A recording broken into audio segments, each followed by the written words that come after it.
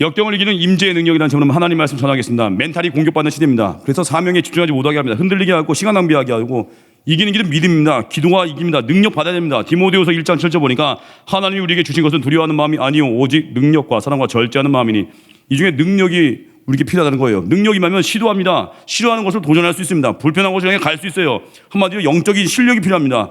학생이라면 제일 싫어하는 과목을 가장 먼저 공부할 수 있는 용기가 생깁니다. 진변할 수 있습니다. 실력이 생기니까 어때요? 공부 열심히 해놓으니까 시험 날짜가 기다려지듯이 영적 무장, 영적 실력이 있으면 세상 앞에 맞짱 뜰 수 있습니다. 그게 믿음이에요. 19세기 최고의 설교자이자 영성가였던 피리스 브루스가 이런 말을 했습니다.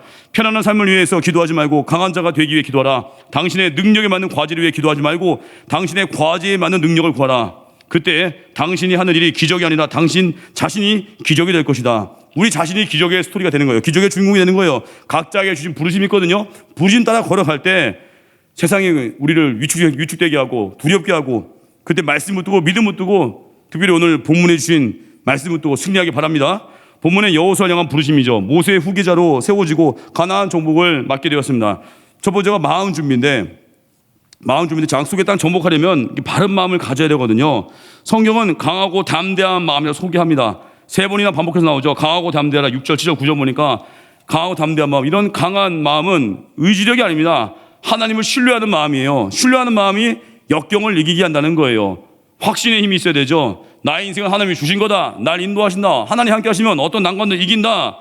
그러기 위해서 이 마음에 어때요? 하나님의 임재의 확신을 경험해야 돼요. 하나님이 약속하신 땅이라면 땅이라 할지라도 두려운 게 많잖아요. 모세의 후계자인 여호수아 어떻게 보면 두려움에 의해서 음습해서 이런 말씀이 주신 게 아니겠습니까? 여호수아의 신앙의 민낯을 오늘 본문에 볼 수 있는 거예요. 막상 모세의 위치에 서니까 두려운 게 많은 거예요. 모세는 하나님 대면에 아는 자라고 하잖아요. 근데 여호수아는 모세를 그저 바라보는 것만으로도 마음이 든든했을 거예요. 그러니까 모세가 죽은 후에 마음이 흔들리니까 오늘 이 말씀이 주어지는 거예요. 강하고 담대하라는 말씀, 두려워하지 말라는 말씀.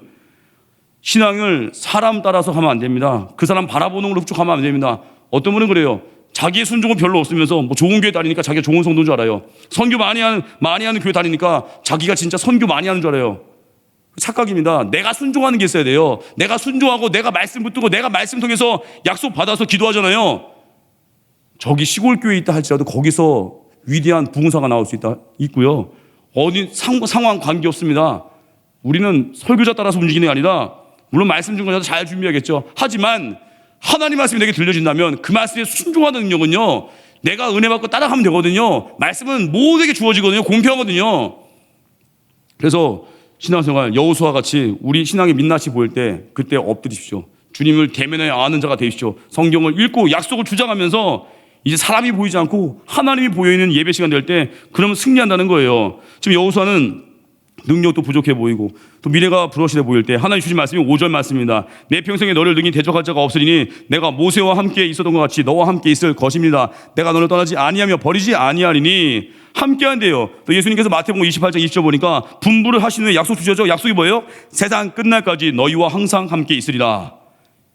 함께 한대요. 함께함이 능력이에요. 우리는 맨날 상황 조건 따질 때가 많잖아요. 한 가지 점검해야 돼요. 내가 지금 주님과 함께 동행하고 있는가? 예배잖아요. 내가 지금 예배하고 있는가? 청년들 뭐 미래 진로 뭐 배우자 걱정하고 막 염려하는 게 많잖아요. 딱 하나 점검해요. 내가 지금 영적인 눈이 열려 있는가? 내가 예배자인가? 기도하고 있는가? 내가 사명 집중하는가? 그 나머지 덤으로 주시는 건데 마귀가 이거를 엇박자 만들어요. 너희는 먼저 그의 나라와 그의 의를 구하라 할 때 핵심이 뭐예요? 먼저. 그의 나라와 그의 의는 다 구합니다. 근데 먼저가 아닐 때가 있어요. 세상에 속여요 우리를. 스펙 쌓아라, 돈 벌라, 뭐하라, 주일날도 일해라. 그게 속이는 거예요. 근데 우리는 뭐 어떻게 돼요? 먼저 그의 나라, 먼저 예배, 먼저 하나님. 그 나머지가 되는 거예요. 먼저 예배 은혜 받으니까 십자가를 깨달아지니까 용서하지 말래도 용서가 되는 거예요. 내가 용서가 안 된다고요? 저 사람이 너무 말이 안 된다고요? 용서를 못 하겠다가 아니라 내가 십자가 의례를 경험한 적이 없는 거예요. 말씀 앞에 내가 깨졌을 때, 너덜너덜해졌을 때 희생이 가능하고 용서가 가능하고요. 자기 부인에게 십자가를 걸 수 있다는 거예요. 영국의 위대한 설교자 스퍼전 목사님 이야기입니다. 시골에 가셔서 설교 마치고 런던으로 돌아오는 길인데 기차에 올라탔는데 호주머니에 손 넣어보니까 기차표가 없대요. 기차표가 없고 지갑까지 동시에 잃어버린 거예요. 기차가 떠났습니다. 낭패죠. 창피다 갈 수 있는 위기죠. 당황했습니다. 근데 맞은편에 있는 어떤 신사분이 물었습니다. 그때 스퍼전이 얘기합니다. 제가 기차표를 잃어버렸습니다. 그리고 돈 지갑도 잃어버렸네요. 그렇게 말한 다음에 스펄전이 그 자리에서 눈을 감고 기도하더래요. 이렇게 기도했다고 합니다. 하나님, 이 위기의 때에 피할 길을 내셔서 나를 건져 주소서. 그 맞은편 그 신사분이 좀 약간 당황하더래요. 이 사람 뭐야? 갑자기 기도하고 그래 하고. 잠깐 후에 이제 검표원이 티켓 검사하면서 막 다니다가 스펄전 목사님이 타고 있는 칸의 문을 열더니 표를 보자는 말을 안 하고 깍듯이 경례만 하고 나가더래요. 이것을 본 스펄전이 의아했죠. 저분 검사 안 하고 그냥 나가버렸네. 그때 앞에 있는 그 신사분이 얘기하더래요. 사실 저는 이 철도 노선의 총 매니저입니다. 목사님께서 믿으신 하나님이 진짜 하나님 같습니다. 그 많은 칸 중에 하필이면 제가 탄 칸에 함께 타셨네요. 총 매니저가 함께 있으니까 그냥 검표 안 하고 가버리는 거예요. 여행 시에 누구와 함께 가느냐가 중요한 것처럼 우리 인생에도 그러죠. 이 철도에서 최고 책임자가 한 칸에 타고 있을 때 이런 도움도 받을 수 있지만 제일 중요한 뭐예요? 하나님과 함께 하신 하나님은 철도에서 간부와 비교할 수 없죠. 모든 능력과 권세 가진 하나님, 그분이 나의 도움자가 되면 어떤 위기와 어려움도 건져낸다는 거예요. 그리고 우리 제발 혼자 걷지 마십시오. 주와 함께 걸으십시오. 주와 함께 동행하십시오. 하나님과 함께 가는 거예요. 마음의 중심에 하나님이 임재하셔서 내 삶을 이끄실 때 두려움을 넘어서게 됩니다. 그게 첫 번째.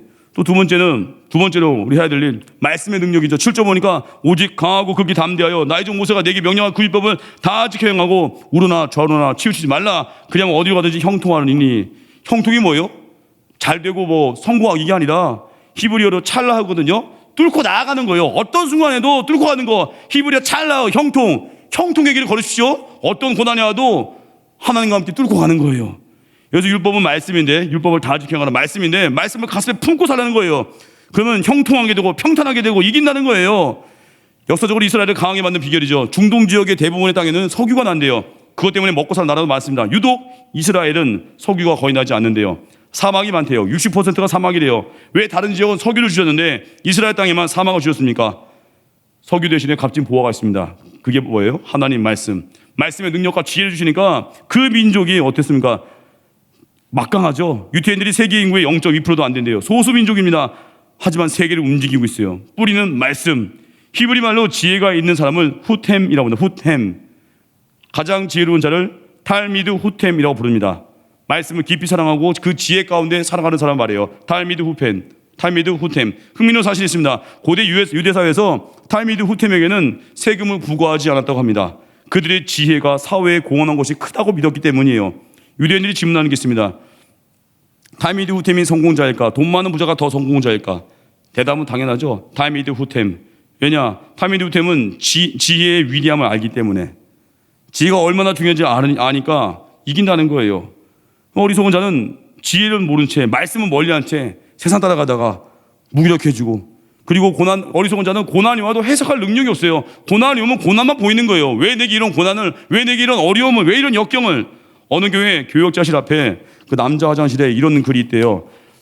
학교 선생님이 가장 사랑하는 학생에게 제일 어려운 문제를 주시는 이유는 그 학생이 정답을 가장 잘 알 거라 생각하기 때문이다. 그래, 너의 인생에 어려운 문제가 많은 것은 이 때문이야. 뭔지 아십니까? 가장 사랑하는 학생에게 어려운 문제를 준대요. 왜냐하면 그 학생이 풀 걸 믿으니까. 지혜가 임하잖아요. 말씀이 우리에게 임하잖아요. 보는 관점 달라집니다. 하나님의 눈으로 바라보고 하나님이 사랑하는 시각으로 날 바라보니까 고난이 올 때 기대하는 거예요. 고난이 올 때 우리는 낙심부터 할 때 많잖아요. 근데 우리 안에 말씀이 내주하시고 성령 충만하면요, 고난이 올 때 기대할 수 있어요. 고난이 올 때 달려갈 수 있어요. 그리고 우리 지혜가 필요해요.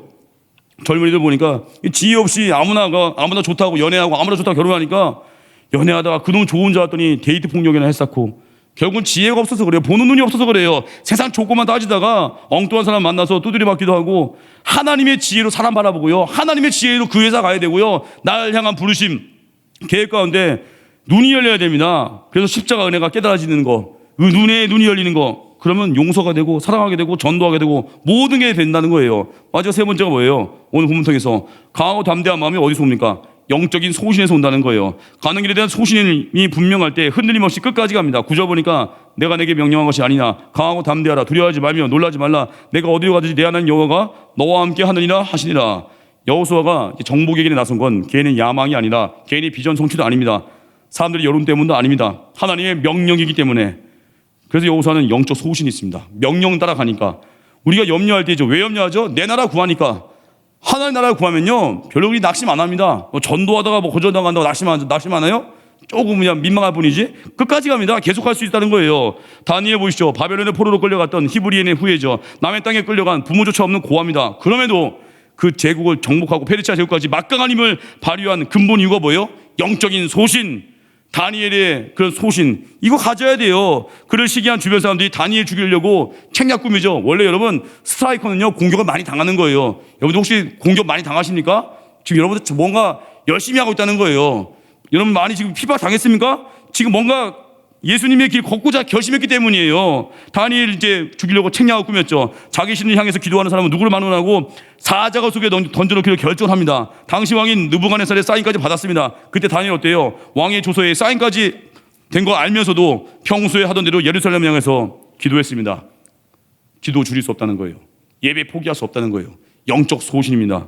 지난 주일에 성경 공부가 열왕기상 21장이죠. 나봇의 포도원 사건. 하나님이 주신 힘은 살리는 데 쓰라고 주신 것입니다. 근데 아합은 바보같이 남의 것을 탈취하고 욕심냅니다. 왕이라는 자가 국민들 살림살이나 미래는 걱정하지 않고 그까지 그 나봇의 포도원 채소밭 하려고 포도원 달려고 요청합니다. 안 되니까 화가 나고 근심을 해요. 안 되면 지가 깨져야 되는데 안 되니까 화가 나고 분노하고 답답하고 근심 가운데 있으니까 이세벨이 틈 타서 이제 부추기죠. 이세벨은 하나님 모르는 우상 숭배자잖아요. 그냥 파워게임으로만 상황을 해석하죠. 그래서 아합 왕의 이름으로 편지를 써서 인을 찍고 나봇과 함께 사는 장로들 귀인들에게 보냈죠. 성내에 금식을 선포하고 백성 몰아가고 한마디로 나봇이 하나님과 왕을 저주하였다고 거짓 증언하게 만들어서 나봇을 죽여버립니다. 나봇은 순식간에 죽임당했습니다. 그의 아들들도 죽임당했습니다.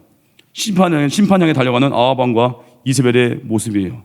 여기서 중요한 건 뭐예요? 나봇의 결정이죠. 나봇은 아합 왕의 제안을 왜 거절했죠? 말씀 한 구절에 생명 건 거예요.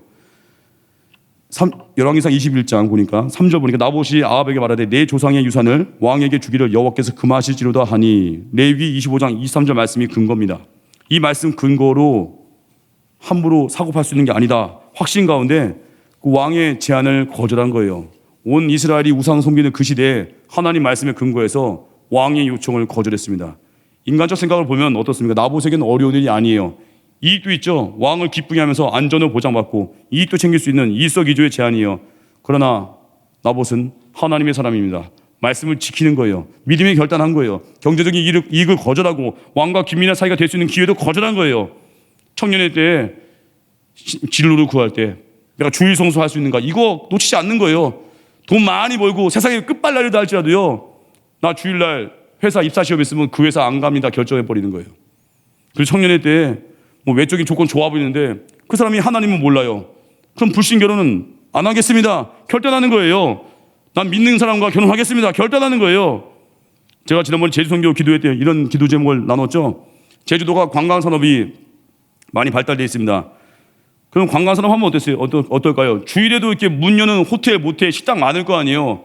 그 중에 크리스찬이 없겠습니까? 있을 거예요. 근데 크리스찬들이 진짜 철저히 내가 주일 성수하겠다. 세상의 이익, 세상의 부 내려놓겠다 하고 주일날 문 닫아버리면 그게 영향이 갈 거요. 그 크리스찬들이 나는 주일날 딴 데 가지 않고 예배하겠습니다. 소수의 크리스찬 할지라도요. 그거 결단하고 나가면요. 제주도 영적 지각변동이 있을 거요.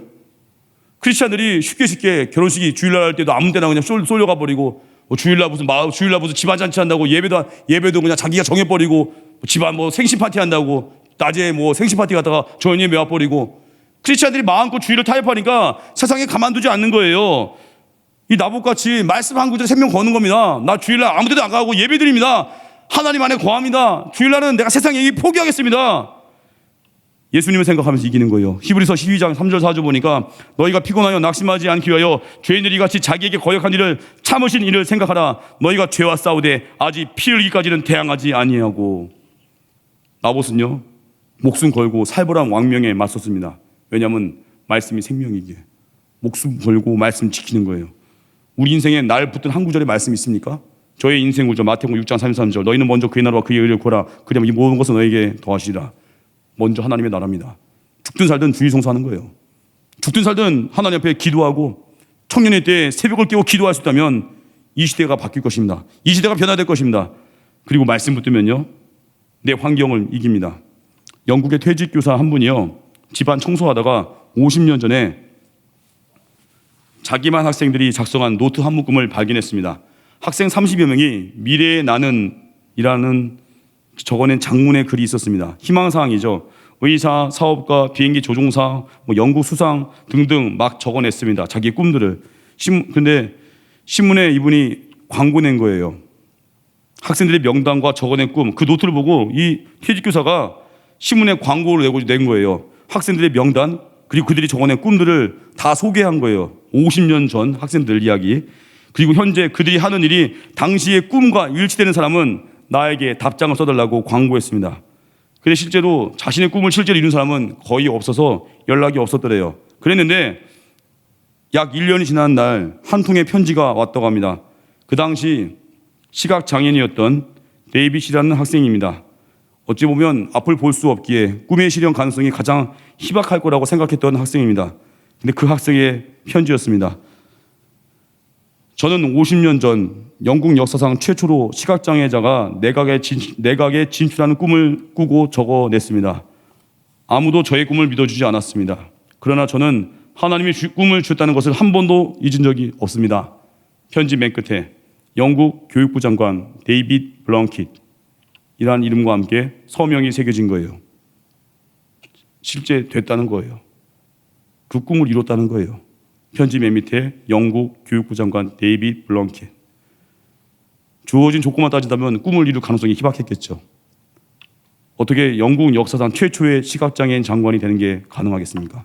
그의 마음에 하나님이 함께 하신다는 확신이 있으니까, 이건 주님이 날 향한 계획이야, 부르심이야, 확신이 있으니까 누가 뭐래도 포기하지 않는 거예요. 우리 인생에 그래서 미래는 하나님의 영역입니다. 주님께 맡기고 주님이 주신 내게 확신이 있다면 가는 거예요. 전 이번 선교 기간에 있었던 일이 있습니다. 선교 마치고 이제 집에 왔을 때 아내에게 들었습니다. 아내가 이제 저희 집에 아이들이 8살, 7살, 5살짜리 애가 있습니다. 아내가 이제 저 선교 기간 동안에 첫째 딸을 이제 이 근처에 있는 초등학교 동원시킨다고, 첫째 딸 동원할 때 또 애들 둘 다 데리고 이제 갔대요. 시간상 애들 셋을 데리고 이 근처 초등학교를 걸어가는데 갑자기 길 가다가 어떻게 약간 싸한 느낌이 오더래요. 어떤 분이 차에서 내렸는데 차에 내려서 저희 아내 앞을 걸어오더래요. 근데 그게 창백해 보이고 그 영적인 느낌이 있잖아요. 뭔가 싸해 보이는 느낌. 아내 앞을 오고 있는데 이제 길을 서로 비껴가겠죠. 인도에서. 근데 거의 근접했을 때 아내가 느낌 이상해서 그 남자분의 손을 유심히 봤대요. 거의 첫째 딸과 근접한 거리로 살짝 지나갈 때 손을 보니까 거기에 칼이 있더래요. 아내가 아찔했다고 합니다. 그 칼이 보이고 저희 딸이 바로 옆에 지나가고 있을 때 딱 결국 그냥 지나갔대요. 그 창백한 얼굴과 싸한 눈빛과 죽음의 그림자를 드리운 그 청년의 얼굴에서 손끝에 칼을 싹 끝에 쥐고 가고 있더래요. 그냥 지나가고 나서 딸아이를 이렇게 동원시키고 아내가 하나님께 그때 마음도 철렁했지만 감사하기도 했대요. 아, 내가 다 할 수 있는 게 아니었구나. 내가 아무리 이렇게 등원을 시키고 내가 손잡아주고 해도 하나님이 지키셔야 되는구나.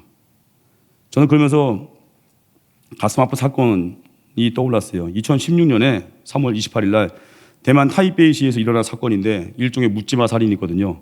유모차 밀던 엄마와 함께 어린이 자전거 타고 골목길 가던 여자아이 4살짜리 그 아이의 목을 지나가던 남자가 칼로 수차례 내리쳐서 목이 잘려서 그 여자아이가 죽었습니다.